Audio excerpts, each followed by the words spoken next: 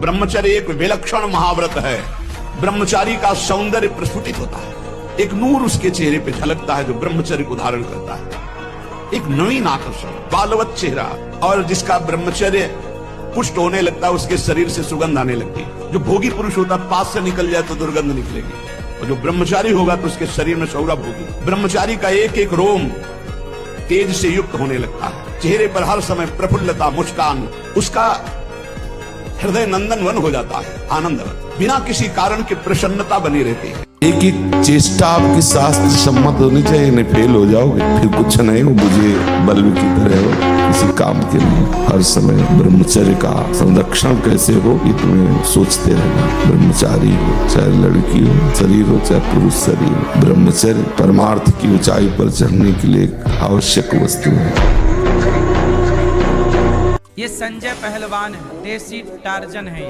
ये 5000 पुशअप रोज मारते हैं। पूरे भारत नहीं पूरी दुनिया में इनको कोई हरा नहीं सकता। यदि हरा देगा तो इनकी तरफ से 1 करोड़ रुपए का इनाम है, यदि कोई इन्हें हरा दे।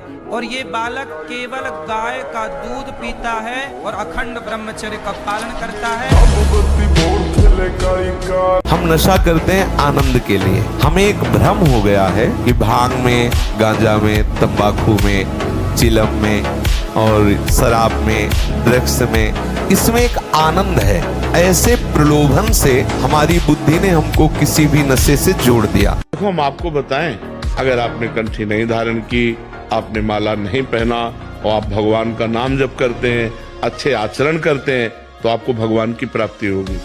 आप कंठी माला धारण किए हैं, आप पाप करते हैं, झूठ बोलते हैं, कपट करते हैं तो आप नरक जाएंगे। कि हमारी भाई कंठी उतरा ली जाती है, हमें हठ नहीं करना चाहिए।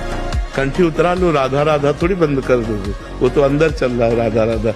बहुत कठिन, बहुत कठिन, बहुत विचित्र। ऐसा आपको अनुभव होता है सबको? बहुत विचित्र है मन, हमें तो अनुभव होता है। भगवान कृपा करें और खूब नाम जब डट के हो तो ही कब्जे में आ सकता है, नहीं तो कब्जे में नहीं आ सकता है। बहुत कठिन है, क्योंकि 1000 बार कसम खाने के बाद फिर वही 1, 2 कसम, 3 कसम, 4 कसम, 1000 बार कसम खा। आप देखो अपने मन को तौलो, आप देखो कसम को आज से नहीं करेंगे, आज से नहीं खाएंगे, आज से नहीं देखेंगे। थोड़ी देर के बाद वो ऐसा फुसला के या ऐसा जला के अपने अंदर करता है। कब? जब आप भजन नहीं कर रहे हो। और अगर भजन चलता रहा तो माना कि वो वीर योद्धा है, लेकिन भजन से बढ़कर, भजन से बढ़कर 4 बजे तड़के उठो, भगवान का नाम स्मरण करो, जल पियो, शौच जाओ, स्नान करो, 2 किलोमीटर दौड़ो, 10-15 मिनट दंड बैठक मारो। अभी देखो शरीर चमकने लगे, अभी पवित्र भोजन पाओ। ये पिज्जा बर्गर खा करके, चाउमीन खा करके थोड़ी कोई स्वस्थ होता है। आजकल की ये सब खा रहे, बाजार का खान पान पसंद है, होटल का खान पान पसंद। अरे आधा किलो माठा, 100 ग्राम मक्खन और 4 रोटी पाव, देखो अभी कैसे होते हो। ये जो ऐसे बैठे हो, लार बह रही है, ये सब ब्रह्मचर्य वो एक तेजोमयी ज्वलंत शक्ति है।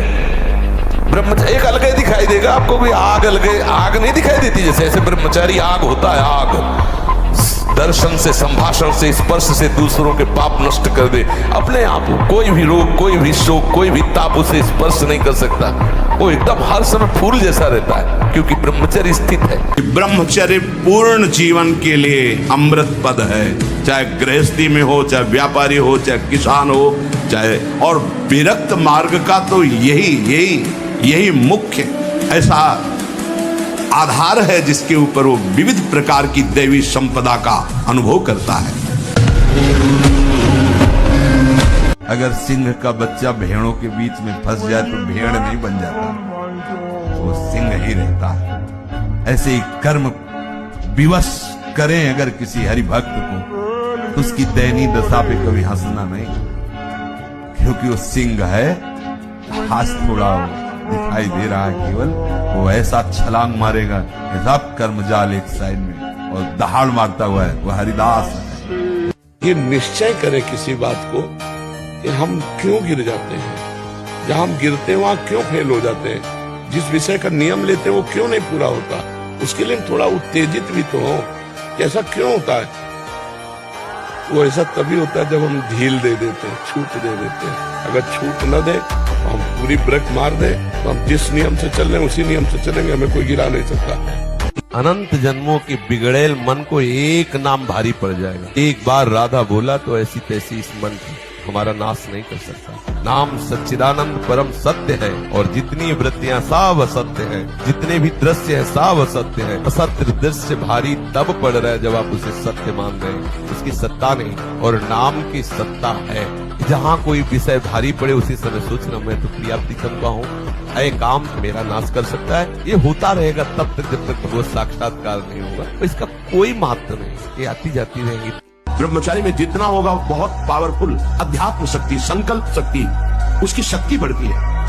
हर रोग, हर प्रकृति की वार को सहने की सामर्थ्य ब्रह्मचारी में स्वयं जागृत हो जाती है। ब्रह्मचर्य बहुत आवश्यक है, सबको आवश्यक है।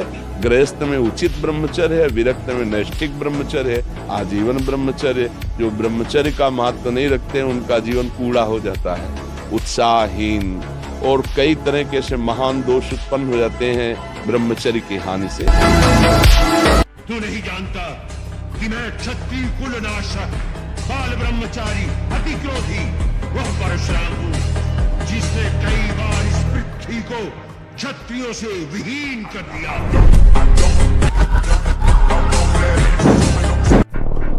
तो आज तुम सत्संग सुन रहे हो, कल से पीछी जिंदगी में जो कुछ हुआ तुम चिंता मत करो, उसका शोक मत करो।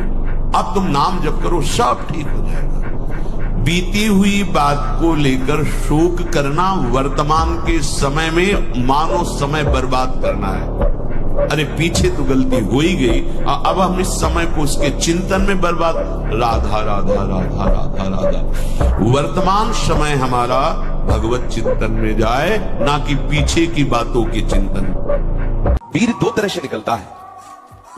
एक तो भगवान का नाम कीर्तन जिस घर में होगा वहां प्रेत प्रवेश नहीं कर सकते, वहां कोई तंत्र मंत्र काला जादू ये सब प्रवेश नहीं कर सकते। कलयुग डरता है नाम जापक से। ये जितने राक्षसी स्वभाव के हैं, जितने आसुरी शक्तियां, ये सब डरती हैं भगवान के भजन करने वाले से। इसलिए खूब नाम जप करो, और ये जादू टोना कोई काला जादू ये दुनिया का जो है ना, ये कुछ असर नहीं करेगा। भगवान का भजन करो। भगवान की शरण में बोले क्या मिलता है? ये मिलता है कि हर कष्ट सहने की हिम्मत है, और आखिरी परिणाम हमको दिखाई दे रहा है। ब्रह्मचर्य प्रत्येक मार्ग के लिए बहुत सुंदर नींव है, चाहे वो गृहस्थ में जाए, चाहे किसी खेल में जाए। गांव में पहले तो 10-20 पहलवान होते ही थे, अब समय बदल गया है हमारी राष्ट्र सेवा में। तो अगर ब्रह्मचर्य तो स्मृतिवान है, धैर्यवान है, बलवान है, तभी वो राष्ट्र सेवा में लग पाएगा। ब्रह्मचर्य ही परम तप है, ब्रह्मचर्य ही परम धन है, ब्रह्मचर्य परम एकाग्रता है। एकाग्रता ब्रह्मचर्य से आती है। आंख मूंदो या खुली रखो, अगर ब्रह्मचर्य ठीक, एक शीतलता, एक गंभीरता, तो जिधर दृष्टि लगा उधर एकदम चिपक जाएगी जाके। सच्ची कहते हैं तुमसे, सच्ची। हर कष्ट को तुम रौंद सकते हो, हर कष्ट को सह सकते हो। अगर अभी तुम निश्चय कर लो, सब भयभीत हो जाएंगे तुमसे। केवल एक निश्चय कर लो, अब हमारी जिंदगी की कोई परवाह नहीं। अभी तुम्हारा वो भयंकर रूप आ जाएगा कि जिस गली से निकलोगे लोग अंदर घुस जाएंगे। बल चाहिए वो ब्रह्मचर्य, शुद्ध ज्ञान, शारीरिक बल भी, आध्यात्मिक बल भी, दिव्य भाव, दिव्य स्मृति, हर अंग में विशेष स्फूर्ति। आवेश आ जाए तो कुछ भी कर सकता है, वो सारा कुछ ब्रह्मचर्य में। आप नेत्रेंद्रिय से गंदे चित्र देखें, श्रवणेंद्रिय से गंदी बातें सुने, वाणी से गंदी बातें बोले, रसेंद्रिय से गंदा भोजन करें और सोचे ब्रह्मचर्य रह जाएंगे, तो बिल्कुल नहीं, कदापि नहीं। ब्रह्मचर्य कोई खिलवाड़ नहीं है। ब्रह्मचर्य एक वो महान आशीर्वाद है। आपसे कोई और साधन न बनता हो, यदि ब्रह्मचर्य है, एक अपार शीतलता, कोई भी रोग तुम्हें परास्त नहीं कर सकता। सच्ची, बुखार है, किडनी फेल है, दर्द है, एक नवीन उत्साह, एक नवीन बल तुम्हें कहीं झुकने नहीं देगा। और जब ब्रह्मचर्य, ऐसा कैसे हो सकता है? बल है ना, अध्यात्म बल, शारीरिक बल की बात नहीं कहते। ऐसा कैसे हो सकता है? यदि एक बार ऐसा हुआ तो 1000 बार मैं प्रयास करूंगा और इस पर विजय। वो मतलब एक जिद्दी स्वभाव, एक निष्ठा उसी से आती है, उसी से।